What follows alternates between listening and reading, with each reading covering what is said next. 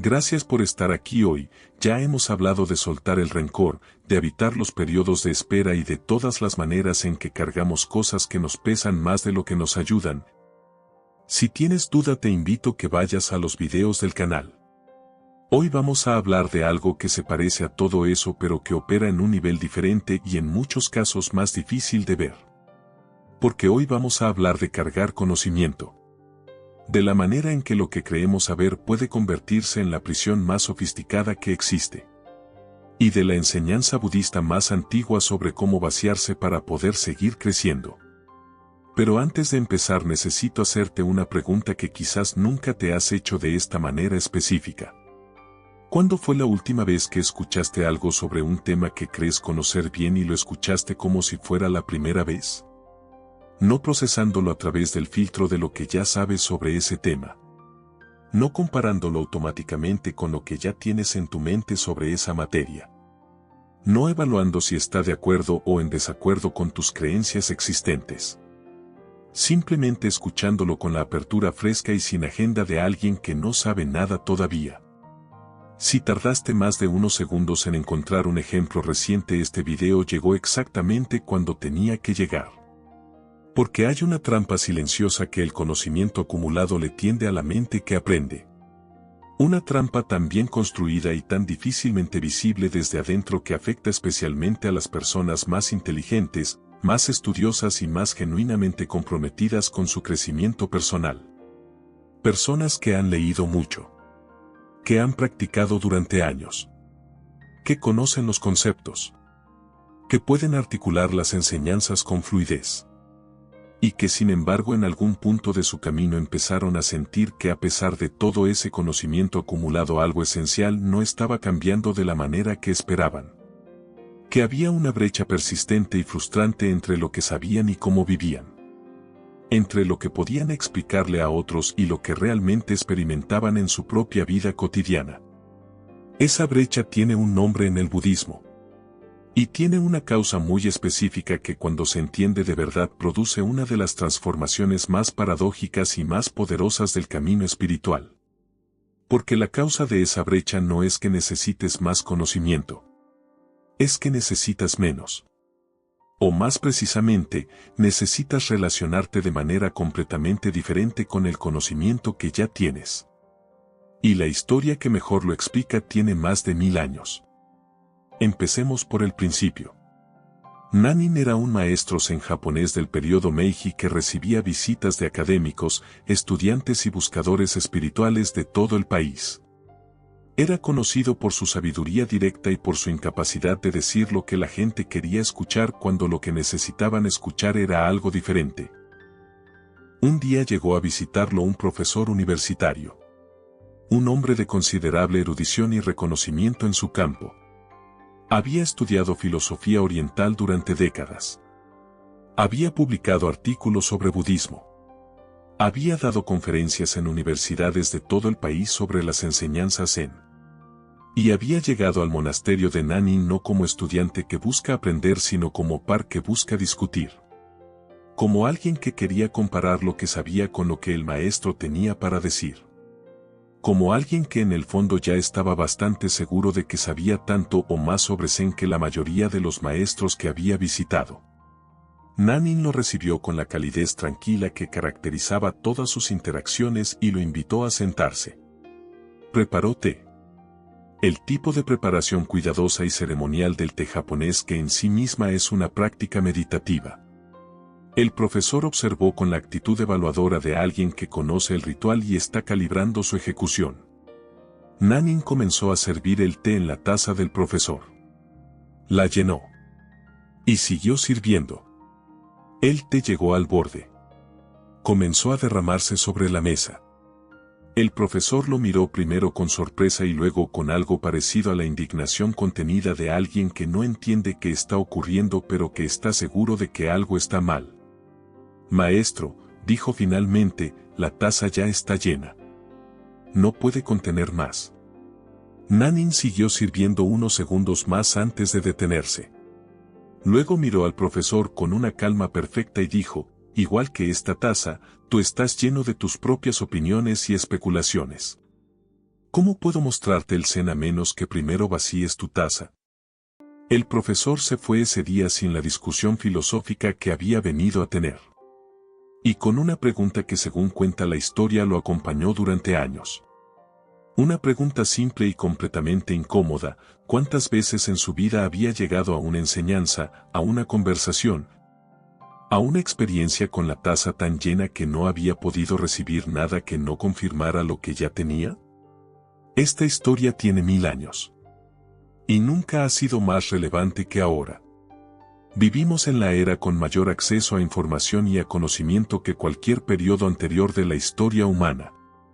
En cualquier momento del día cualquier persona con un teléfono puede acceder a las enseñanzas de los mejores maestros espirituales del mundo. A décadas de investigación psicológica sobre el bienestar y la transformación personal. A siglos de sabiduría filosófica destilada en formatos accesibles y en idiomas que entiende. La cantidad de conocimiento disponible sobre cómo vivir mejor, cómo ser más libre, cómo sufrir menos, es genuinamente sin precedentes en la historia. Y sin embargo, las consultas de terapeutas y de médicos están llenas de personas que saben exactamente que necesitan cambiar y no pueden cambiarlo. Los grupos de meditación y de crecimiento personal están llenos de personas que llevan años practicando y que sienten que algo fundamental no se está moviendo. Las conversaciones sobre espiritualidad y desarrollo personal están llenas de personas que pueden articular con precisión y fluidez exactamente los conceptos que según todas las teorías deberían estar produciendo la transformación que buscan. Y que sin embargo siguen exactamente iguales en los aspectos que más les importan. ¿Por qué?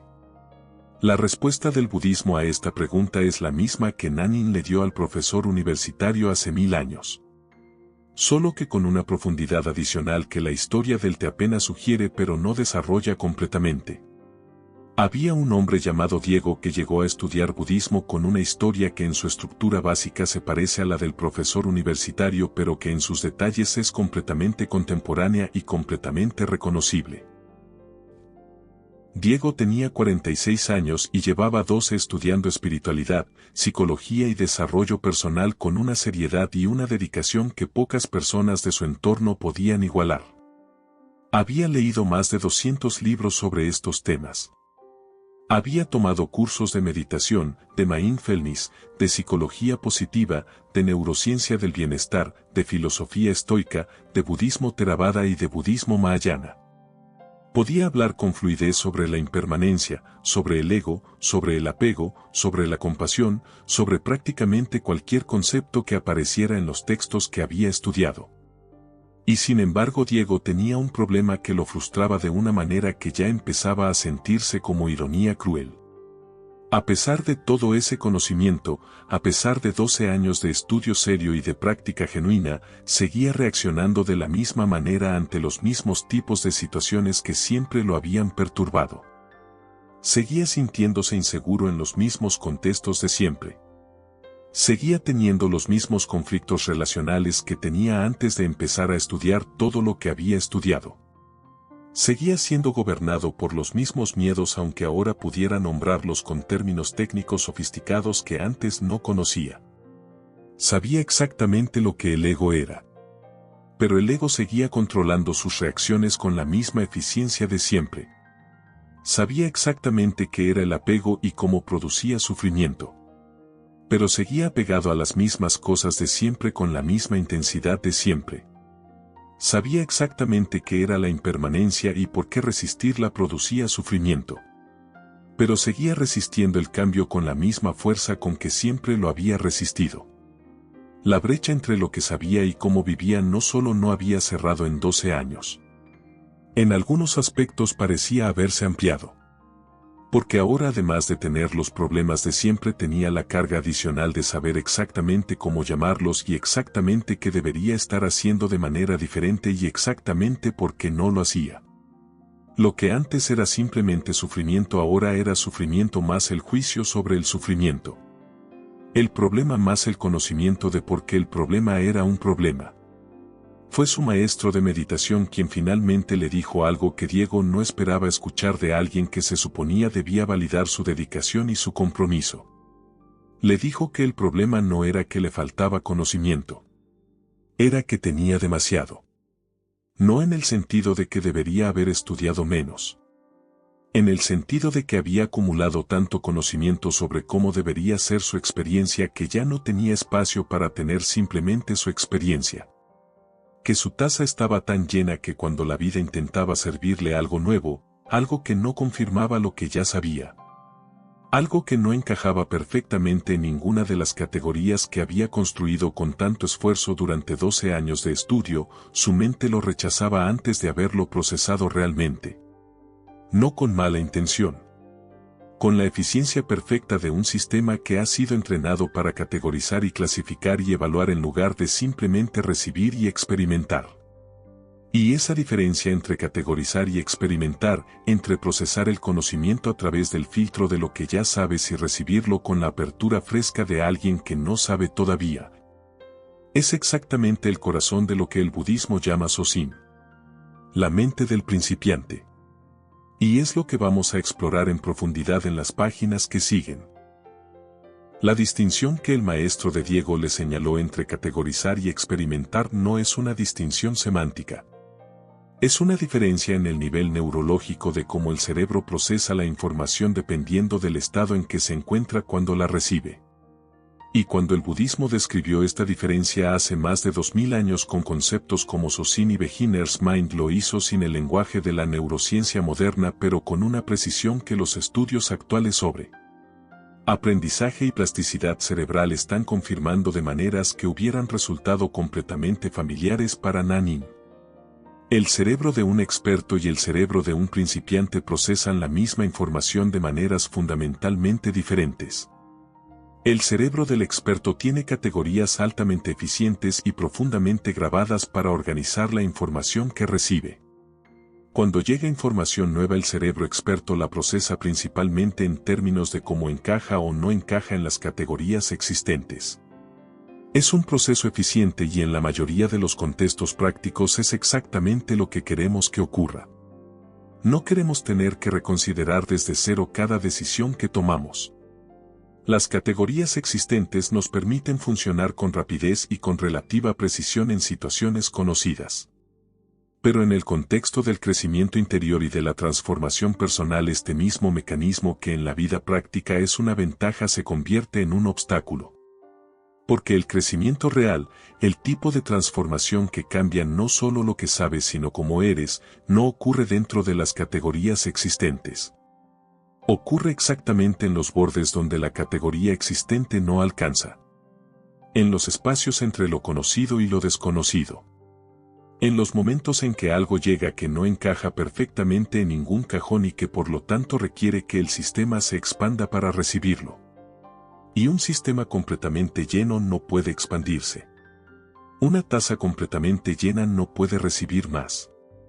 No porque el té que intenta entrar sea de menor calidad, sino porque no hay espacio disponible. El maestro Sensum Ryu Suzuki, uno de los maestros que más influyó en la introducción del budismo zen en Occidente durante el siglo XX, dedicó gran parte de su enseñanza a este concepto. En su libro más conocido articuló la idea de Sosin con una frase que se ha vuelto quizás la más citada de toda la literatura zen occidental. Dijo que en la mente del principiante hay muchas posibilidades. En la mente del experto hay pocas. Esta frase, que en su superficie parece casi obvia, contiene una profundidad que solo se revela cuando se examina en el contexto de la propia experiencia. Porque no está diciendo que saber menos es mejor que saber más en términos absolutos. Está diciendo algo más específico y más matizado. Que la manera en que te relacionas con lo que sabes determina si ese conocimiento te abre o te cierra. Si amplía tu capacidad de recibir o la limita.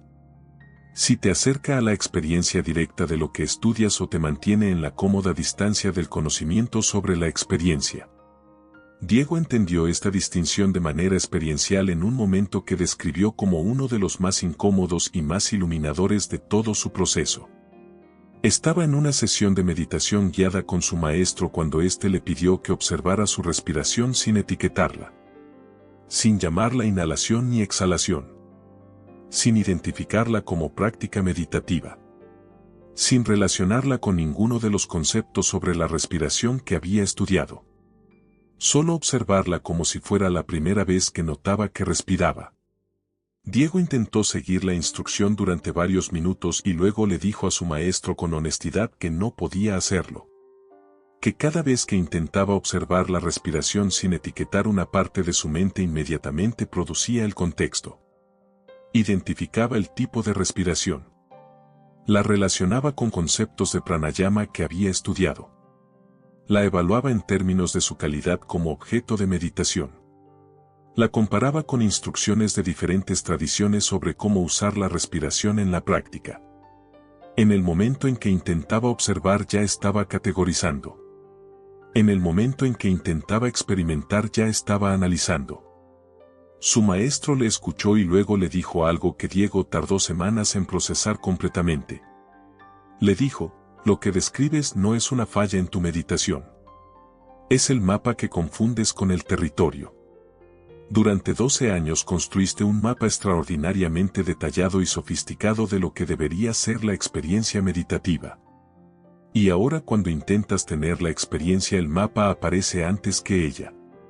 No porque el mapa sea malo, sino porque aprendiste a valorar el mapa más que el territorio que describe. Esta metáfora del mapa y el territorio es una de las más poderosas que el budismo ofrece para describir la diferencia entre el conocimiento intelectual y la experiencia directa. Y en el contexto del crecimiento personal tiene una aplicación que va mucho más allá de la meditación. Porque la mayoría de las personas que estudian budismo, psicología, espiritualidad y desarrollo personal durante años terminan teniendo mapas extraordinariamente detallados de cómo debería ser la experiencia de la transformación. Mapas de cómo se siente la paz cuando la alcanzas. Mapas de cómo funciona el desapego cuando lo practicas. Mapas de cómo se experimenta el ego cuando lo ves con claridad. Y esos mapas que en principio fueron útiles orientadores se convierten con el tiempo en filtros que interponen entre la persona y su propia experiencia directa una capa de expectativa y de evaluación que hace cada vez más difícil la experiencia sin mediación intelectual. Hay algo más que el maestro de Diego le señaló sobre el mecanismo específico por el que el conocimiento acumulado puede convertirse en obstáculo en lugar de en herramienta. Y es el fenómeno que en psicología moderna se llama sesgo de confirmación, pero que el budismo describe con una precisión que va más profundo que la definición psicológica estándar. Cuando llevas años estudiando un tema y construyendo un sistema de creencias sobre él, tu mente empieza a procesar la nueva información principalmente en términos de si confirma o contradice lo que ya crees. La información que confirma se integra fácilmente y se recuerda bien. La información que contradice genera resistencia y frecuentemente se rechaza o se reinterpreta de manera que no amenace el sistema existente. Y la información que es genuinamente nueva, que no encaja en ninguna categoría existente y que por lo tanto no puede ser ni confirmada ni contradecida, simplemente no es procesada con la misma profundidad porque el sistema no tiene un lugar donde colocarla.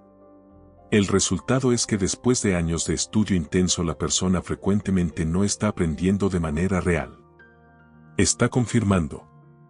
Está encontrando en cada nueva enseñanza que consume una versión de lo que ya sabe expresada en palabras diferentes. Y esa ilusión de aprendizaje, que se siente exactamente igual que el aprendizaje real desde adentro, produce la satisfacción del crecimiento sin producir el crecimiento mismo. Diego reconoció este mecanismo con una precisión que lo incomodó profundamente porque podía ver exactamente cómo había operado en su caso durante años. Podía identificar el patrón específico en que llegaba a una nueva enseñanza, la escaneaba rápidamente en busca de los conceptos familiares que conocía. Y en cuanto los encontraba declaraba internamente ya sé esto y continuaba. Sin haberse detenido el tiempo suficiente para ver si había algo en esa enseñanza que sus categorías existentes no podían capturar completamente. Sin haberse preguntado qué parte de esa enseñanza seguía siendo nueva para él no en el nivel del concepto sino en el nivel de la experiencia vivida. Porque esa es la distinción más importante de todas. La que el budismo señala como la diferencia entre la sabiduría y el conocimiento. El conocimiento es la comprensión intelectual de un concepto. La sabiduría es lo que ocurre cuando ese concepto ha sido vivido de manera suficientemente profunda y suficientemente repetida como para haber cambiado la manera en que percibes y respondes a la realidad. El conocimiento vive en la mente. La sabiduría vive en el cuerpo. En los reflejos. En las respuestas automáticas. En lo que haces cuando nadie te está mirando y cuando no tienes tiempo de pensar en lo que deberías hacer. Diego sabía sobre el ego con la precisión de alguien que ha estudiado el tema durante años. Pero el ego seguía controlando sus reacciones porque el conocimiento sobre el ego y la sabiduría experiencial sobre el ego son cosas completamente diferentes que se adquieren de maneras completamente diferentes. El conocimiento se adquiere estudiando. La sabiduría se adquiere siendo repetidamente consciente del ego en funcionamiento en tiempo real sin ser completamente arrastrado por él. Y ese proceso no se puede acelerar con más estudio. Solo puede ocurrir a través de la experiencia directa repetida con una presencia que el conocimiento previo con frecuencia dificulta en lugar de facilitar. Su maestro le dijo algo que Diego describió como el punto de inflexión de todo su proceso. Le dijo que había una prueba muy simple para distinguir el conocimiento de la sabiduría en cualquier área de la experiencia. La prueba era esta: si en el momento de la experiencia real, en el momento en que el ego se activa o el apego aparece o el miedo surge, lo primero que ocurre es el pensamiento ese es el ego funcionando o eso es apego o reconozco este miedo, el conocimiento todavía no se ha convertido en sabiduría. Porque la sabiduría no requiere que te detengas a identificar lo que está ocurriendo. La sabiduría ya está presente en la respuesta misma. En la manera en que el sistema responde sin necesitar consultarse a sí mismo sobre qué está ocurriendo y qué debería hacer al respecto. El conocimiento dice, eso que siento es apego. La sabiduría simplemente no se apega de la misma manera que antes, sin necesitar nombrarlo. Diego escuchó eso y se quedó en silencio durante varios minutos que su maestro no interrumpió. Porque en ese silencio algo estaba ocurriendo que no era pensamiento. Era el reconocimiento directo y sin mediación intelectual de algo que 12 años de conocimiento sobre ese mismo tema no habían podido producir. El reconocimiento de la diferencia entre el mapa y el territorio desde adentro del territorio mismo en lugar de desde la distancia cómoda del mapa.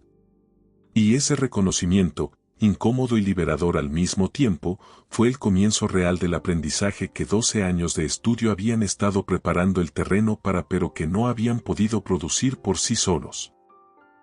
Sosin. Mente del principiante. En japonés la palabra sosin está compuesta por dos caracteres. So que significa principio o comienzo. Y sin que significa mente o corazón. Literalmente la mente que está en el principio. La mente que se aproxima a cada experiencia como si fuera la primera vez que la tiene. No porque haya olvidado lo que sabe, sino porque ha aprendido a sostener lo que sabe con la suficiente ligereza como para que no bloquee la posibilidad de lo que todavía no sabe. Esta distinción es crucial. Sosin no es ignorancia cultivada. No es fingir que no sabes lo que sabes. No es el antiintelectualismo que rechaza el estudio y el conocimiento como obstáculos en sí mismos. Es algo mucho más matizado y mucho más difícil de mantener. Es la capacidad de traer lo que sabes a la experiencia presente sin que lo que sabes determine de antemano lo que la experiencia presente puede ofrecerte. El maestro Suzuki lo describía con una imagen que sus estudiantes encontraban perfectamente precisa. Decía que el experto llega a la experiencia con las manos llenas. El principiante llega con las manos vacías. Y el que llega con las manos vacías puede recibir lo que hay. El que llega con las manos llenas solo puede evaluar si lo que hay es mejor o peor que lo que ya tiene. La pregunta entonces no es si debes tener conocimiento. Claro que sí. La pregunta es cómo te relacionas con él.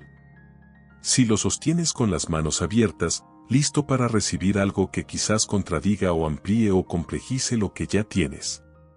O si lo sostienes con las manos cerradas, usando lo que ya sabes principalmente como filtro para evaluar lo que llega en lugar de como punto de partida desde el que seguir descubriendo. Diego comenzó a practicar Sosin de una manera muy concreta que su maestro le diseñó específicamente para alguien con su perfil. No en la meditación formal donde la resistencia era máxima.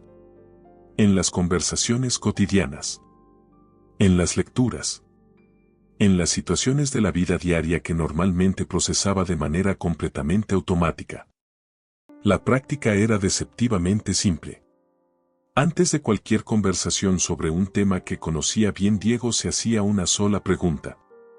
¿Qué podría escuchar en esta conversación que cambie o amplíe lo que creo saber sobre este tema? No como ejercicio retórico. Como apertura genuina a la posibilidad de que lo que estaba a punto de escuchar contuviera algo que sus categorías existentes no podían capturar completamente. Las primeras semanas la práctica produjo principalmente frustración porque Diego descubría repetidamente cuán difícil era sostener esa apertura más allá de los primeros segundos de cualquier conversación. La mente categoriza con una velocidad que hace casi imposible intervenir en el proceso una vez que comienza. Alguien empezaba a hablar y antes de que terminara la primera oración Diego ya sabía exactamente en qué cajón iba a colocar lo que estaba escuchando. Pero con el tiempo y con la repetición paciente de la pregunta algo fue cambiando. No la velocidad de la categorización inicial, que siguió siendo la misma, sino lo que ocurría después. Empezó a aparecer un momento breve después de la categorización inicial en que Diego podía preguntarse, ¿y qué hay en lo que acabo de escuchar que no encaja perfectamente en la categoría donde lo acabo de poner? ¿Qué parte de esto que acabo de clasificar como ya lo sé podría estar señalando algo que todavía no sé completamente? Ese momento de segunda mirada, pequeño al principio y más sostenido con la práctica, fue donde el aprendizaje real comenzó a ocurrir de una manera que los 12 años anteriores no habían producido. No porque el contenido de lo que escuchaba fuera diferente, sino porque su manera de relacionarse con él había cambiado suficientemente como para permitir que algo que antes habría sido filtrado y descartado pudiera entrar y producir su efecto. Pero hay algo más que la mente del principiante necesita para funcionar en la vida real. Algo que va más allá de la práctica de la segunda mirada en las conversaciones y en las lecturas. Algo que el budismo señala como la condición más profunda para que Sosin sea posible de manera sostenida. Y es la disposición a examinar las creencias no solo sobre los temas que estudias sino sobre ti mismo. Porque las creencias que más completamente llenan la taza no son las creencias sobre el ego o sobre el apego o sobre la impermanencia. Son las creencias sobre quién eres. Sobre lo que eres capaz de aprender y de cambiar. Sobre qué tipo de persona te has convertido en los años que llevas siendo quien eres. Y esas creencias, que frecuentemente ni siquiera se reconocen como creencias porque se sienten simplemente como la realidad, son las que más eficientemente bloquean el tipo de transformación que más importa. El maestro Ananda tenía un estudiante que ilustra esto con una claridad que ninguna explicación abstracta puede igualar. Se llamaba Lorenzo y había llegado al monasterio con una historia muy específica que lo definía y que narraba con la fluidez de alguien que la ha contado muchas veces. Era la historia de alguien que había tenido una infancia difícil que lo había marcado de maneras que todavía afectaban su vida adulta. Que tenía ciertos patrones relacionales que reconocía como problemáticos pero que sentía que eran parte de cómo era. Que tenía ciertos miedos que había aprendido a gestionar pero que nunca había podido soltar completamente. Que en ciertas áreas de su vida había alcanzado su techo y que aunque era frustrante también era simplemente la realidad de quién era. Lo que Lorenzo no reconocía como creencias sino como hechos objetivos sobre sí mismo eran exactamente las afirmaciones que acabas de escuchar. Que su infancia lo había marcado de esas maneras específicas. Que esos patrones eran parte de cómo era. Que esos miedos eran parte de su estructura. Que había alcanzado su techo en esas áreas. Todo eso que Lorenzo presentaba como descripción precisa de la realidad era en el fondo un conjunto de creencias extremadamente sólidas sobre quién era y sobre los límites de lo que podía cambiar. Y esas creencias, por ser tan sólidas y por sentirse tan objetivas, llenaban su taza de una manera que ninguna enseñanza sobre el ego o sobre el apego podía alcanzar. Porque la enseñanza sobre el ego podía entrar porque Lorenzo tenía un cajón para eso. Había leído sobre el ego. Podía categorizarlo. Podía incluso reconocerlo en ciertos momentos de su comportamiento. Pero la enseñanza de que los límites que creía tener no eran hechos sino creencias que podían examinarse y potencialmente transformarse no podía entrar porque el cajón donde Lorenzo hubiera tenido que colocarla no existía. Sería como intentar servirte en una taza que no solo está llena sino que además tiene una tapa. El maestro Ananda le hizo a Lorenzo en su tercera semana en el monasterio la pregunta que Lorenzo describió como la más desestabilizadora y la más liberadora que alguien le había hecho en su vida adulta. Le preguntó, de todo lo que me has contado sobre quién eres y cómo eres, ¿qué parte de eso lo experimentas directamente en este momento y qué parte es una historia que llevas tanto tiempo contando que ya no distingues entre la historia y tú mismo? Lorenzo no pudo responder de inmediato. Porque nunca se había hecho esa distinción entre la experiencia directa del momento presente y la narrativa acumulada sobre quién era basada en años de experiencias pasadas. Entre lo que realmente estaba ocurriendo ahora mismo y lo que su mente producía automáticamente como contexto para interpretar lo que ocurría ahora mismo. Y en ese silencio donde la distinción no podía responderse todavía algo ocurrió que Lorenzo describió después como sentir que el suelo que había creído sólido bajo sus pies era en realidad una alfombra que alguien acababa de mover ligeramente. No un colapso. No una crisis. Solo una inestabilidad pequeña pero real en algo que había dado completamente por sentado. La certeza de quién era. Y esa pequeña inestabilidad, que en el momento se sintió incómoda, fue exactamente la grieta en la taza que hizo posible que algo nuevo entrara. No la destrucción de lo que Lorenzo sabía sobre sí mismo. Solo la aparición de una pregunta que nunca había podido hacerse porque la taza siempre había estado demasiado llena para contenerla. La pregunta de si lo que creía saber sobre quién era con la misma certeza con que Nanin había creído saber lo que necesitaba aprender sobre el Zen. Era realmente tan sólido y tan definitivo como había parecido hasta ese momento. No lo era. Y verlo con esa claridad inicial aunque todavía imperfecta y parcial fue el comienzo de un proceso de transformación que 12 años de estudio intenso no habían podido producir porque toda la sabiduría del mundo no puede entrar en una taza llena. La taza necesita vaciarse. No para siempre. No completamente. Solo lo suficiente para que algo nuevo pueda entrar. Y ese vaciado, como veremos en la última parte de este video, no requiere que abandones lo que sabes. Solo requiere que aprendas a sostenerlo de una manera diferente. Con las manos abiertas en lugar de cerradas. Con la ligereza del principiante en lugar de con la densidad del experto. Con la disposición de ser sorprendido en lugar de la expectativa de confirmar. Ahora viene lo más importante de todo lo que exploramos hoy. Porque la historia de Nanin y el profesor universitario y la historia de Diego y de Lorenzo y todas las enseñanzas sobre Socin y sobre el mapa que confundimos con el territorio solo tienen valor completo si se traducen en algo concreto que puedas empezar a practicar hoy. No en un retiro especial ni en condiciones ideales que nunca terminan de llegar. Hoy. En la vida cotidiana que tienes. Con el conocimiento que ya llevas. Con las creencias que ya sostiene tu mente sobre quién eres y sobre cómo funciona el mundo. Y lo primero que necesito decirte antes de llegar a la práctica es algo que puede parecer contraintuitivo dado todo lo que hemos explorado en este video.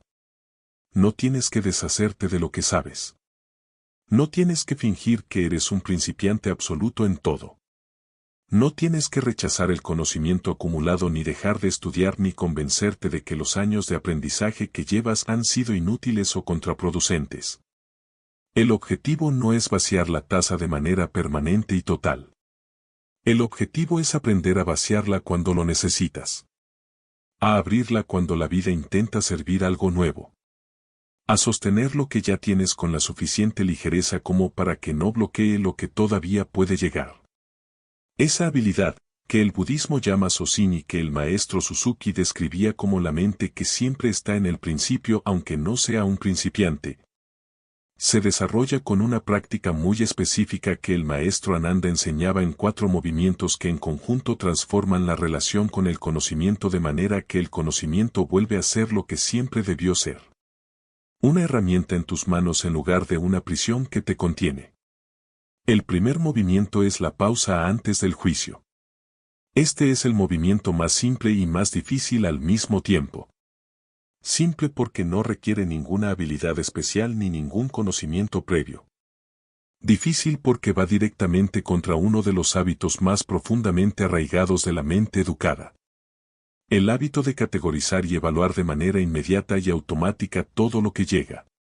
La práctica es exactamente lo que el nombre sugiere.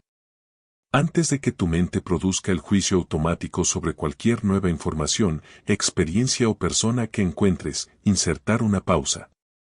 No para siempre ni de manera permanente. Solo el tiempo suficiente para preguntarte, ¿qué hay aquí que mis categorías existentes podrían no estar capturando completamente? Diego practicó esta pausa de una manera muy concreta que su maestro le sugirió. Cada vez que se encontraba con una enseñanza que su mente quería clasificar inmediatamente como ya lo sé, se hacía una sola pregunta antes de seguir adelante. La pregunta era, ¿sé esto en el nivel de la comprensión intelectual o en el nivel de la experiencia vivida? Y si la respuesta honesta era que lo sabía intelectualmente pero no podía señalar un momento específico reciente en que lo había experimentado de manera directa y consciente, entonces lo trataba como si fuera nuevo.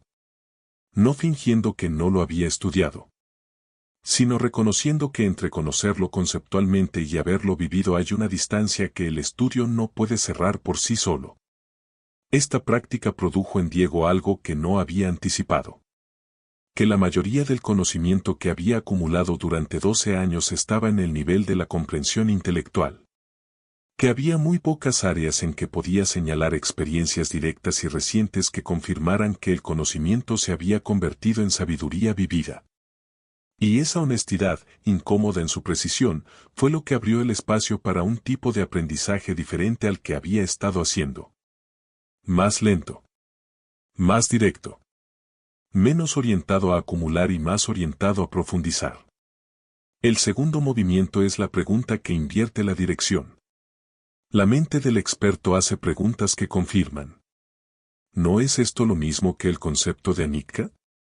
¿No es esto básicamente lo que ya saben sobre el apego? ¿No encaja esto perfectamente con lo que X maestro dijo sobre el tema? Estas preguntas toman la nueva información y la dirigen hacia el conocimiento existente. La usan para confirmar en lugar de para descubrir. La mente del principiante hace preguntas que abren. ¿Qué de esto no entiendo todavía completamente? ¿Qué aspecto de esto podría estar señalando algo que mis conceptos existentes no capturan? ¿Qué ocurriría si esto que estoy escuchando es más verdad de lo que me resulta cómodo aceptar? Estas preguntas no son mejores intelectualmente. Son mejores para el crecimiento porque dirigen la atención hacia los bordes del conocimiento existente en lugar de hacia su centro. Y el crecimiento real siempre ocurre en los bordes. En la frontera entre lo conocido y lo desconocido. En el espacio donde la categoría existente no alcanza completamente y necesita expandirse para recibir lo que la experiencia presente tiene para ofrecer. Lorenzo practicó este segundo movimiento de una manera que inicialmente le resultó casi dolorosa. Porque implicaba acercarse a las creencias que tenía sobre sí mismo, sobre sus limitaciones y sobre lo que era capaz de cambiar, con las preguntas que abren en lugar de con las preguntas que confirman. Implicaba preguntarse no estas son mis limitaciones y así es como soy, sino que parte de lo que creo sobre mí mismo es una experiencia directa del presente y que parte es una conclusión sobre el pasado que estoy proyectando. ¿Sobre el futuro? Y esa pregunta, sostenida con honestidad durante semanas, fue vaciando gradualmente algunas de las creencias más sólidas que Lorenzo tenía sobre sí mismo. No disolviendo su identidad. Aflojando las certezas que la hacían rígida. Y en ese aflojamiento apareciendo la posibilidad de respuestas diferentes a situaciones que siempre habían producido las mismas respuestas. No porque Lorenzo hubiera decidido ser diferente, sino porque la taza que siempre había estado demasiado llena para recibir algo nuevo empezaba a tener espacio. El tercer movimiento es el retorno a la experiencia directa. Este es el movimiento que cierra la brecha entre el conocimiento y la sabiduría que Diego había estado experimentando durante 12 años. Y es el más difícil de todos porque requiere exactamente lo que el conocimiento acumulado hace más difícil. Estar en la experiencia presente sin el contexto interpretativo que el conocimiento produce automáticamente. En términos prácticos significa esto. La próxima vez que estés en una situación que normalmente procesas a través del filtro de lo que sabes sobre ella, una discusión con alguien cercano que activa tus patrones habituales, un momento de ansiedad que reconoces y que normalmente etiquetas con el concepto que corresponde, una decisión difícil que tu mente inmediatamente empieza a analizar en términos de los marcos que tienes para ese tipo de decisiones, intenta durante un momento estar completamente en la experiencia antes de que el análisis comience. No indefinidamente. No pretendiendo que no tienes el conocimiento que tienes. Solo durante el tiempo suficiente para sentir lo que está ocurriendo directamente antes de que el conocimiento sobre lo que está ocurriendo lo cubra completamente. Para notar la textura real de la experiencia antes de que el mapa reemplace al territorio. Para estar en el territorio aunque sea por un momento antes de que la mente produzca el mapa. Diego describió la primera vez que pudo hacer esto de manera genuina como el momento más sorprendente de todo su proceso. Estaba en una discusión con su pareja, el tipo de discusión que habían tenido muchas veces y que él normalmente procesaba de manera completamente automática desde el minuto 1, cuando algo diferente ocurrió. En lugar de saltar inmediatamente al análisis de lo que estaba pasando y por qué y qué significaba y qué debería hacerse, se quedó durante un momento simplemente en la experiencia.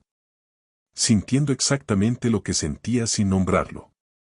Notando lo que ocurría en su cuerpo. Observando las reacciones que surgían sin seguirlas inmediatamente. Y en ese momento de presencia directa sin mediación intelectual algo que la discusión habitual habría producido automáticamente no ocurrió. La escalada. La contracción defensiva. El patrón tan conocido y tan frustrante que había reproducido tantas veces a pesar de conocer perfectamente su mecánica. No ocurrió porque por primera vez Diego no estaba en el mapa de la discusión. Estaba en la discusión misma. Y desde ese lugar diferente una respuesta diferente fue posible. Eso es la sabiduría que el conocimiento no puede producir por sí solo pero que el conocimiento bien sostenido puede facilitar. Eso es OSIN en la vida real. No la ausencia de conocimiento. El conocimiento sostenido con la ligereza suficiente para que la experiencia directa todavía sea posible a través de él. El cuarto movimiento es la práctica de vaciar regularmente. Esta es la práctica de mantenimiento que hace que los tres movimientos anteriores sean sostenibles en el tiempo en lugar de ser logros que se alcanzan una vez y se mantienen automáticamente para siempre. Porque la taza tiende a llenarse. La mente tiende a acumular. Las categorías tienden a solidificarse. Y sin una práctica regular de vaciado el sistema vuelve gradualmente al estado de densidad que impide la recepción genuina. El vaciado regular tiene muchas formas posibles dependiendo del temperamento y del estilo de cada persona. Para Diego tomó la forma de un periodo mensual de lo que llamaba ayuno de conocimiento. Una semana en que deliberadamente no consumía ningún contenido nuevo sobre los temas que estudiaba. Sin libros. Sin podcast. Sin videos. Sin ninguna adición al sistema. Solo la práctica directa con lo que ya tenía. Y en esa práctica directa sin el flujo constante de nuevo conocimiento añadiéndose al existente algo se asentaba y se consolidaba que el flujo constante hacía imposible. Lo que ya sabía encontraba el espacio para convertirse más completamente en sabiduría vivida en lugar de en información almacenada. Para Lorenzo el vaciado regular tomó una forma diferente. Tomó la forma de una práctica diaria de lo que su maestro llamaba el inventario de las certezas. Cada noche antes de dormir Lorenzo identificaba una cosa de la que estaba completamente seguro sobre sí mismo o sobre su situación y se preguntaba con honestidad qué evidencia directa y reciente tenía para esa certeza y qué parte de esa certeza era simplemente una conclusión sobre el pasado que había dejado de examinar porque llevaba tanto tiempo siendo la misma que ya no se sentía como conclusión sino como hecho. Esta práctica no disolvió la identidad de Lorenzo ni produjo una inestabilidad existencial problemática. Produjo exactamente lo contrario.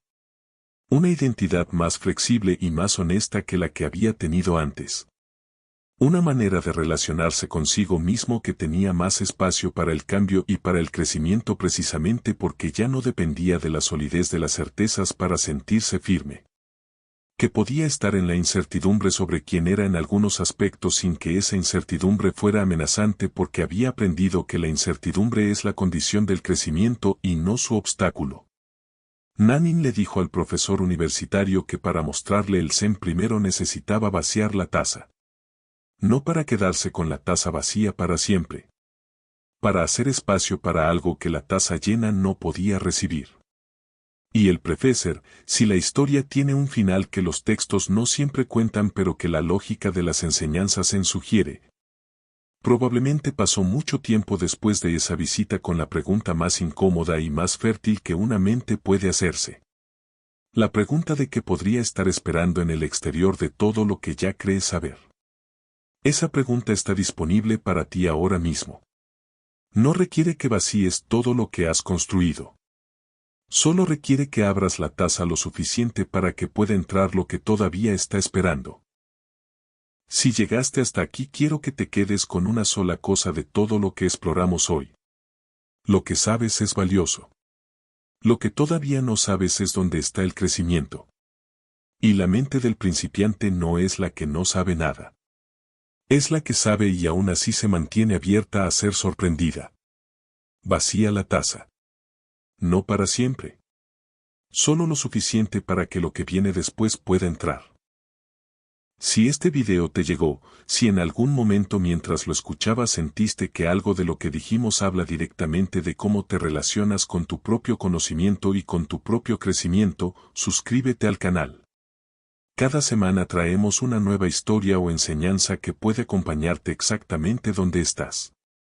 Y si conoces a alguien que sientes que está atrapado en lo que ya sabes sin poder avanzar más allá de ello, comparte este video. A veces la imagen correcta en el momento correcto abre una puerta que el conocimiento solo no puede abrir. En el próximo video vamos a cerrar este primer ciclo de 10 con algo que conecta todo lo que hemos explorado. Las 7 señales de que estás viviendo la vida de otros y no la tuya. ¿Por qué es tan difícil de ver desde adentro? Y la enseñanza budista más directa sobre lo que significa finalmente vivir desde el propio centro. Te espero ahí. Gracias por tu tiempo. Gracias por tu presencia. Gracias por quedarte hasta el final.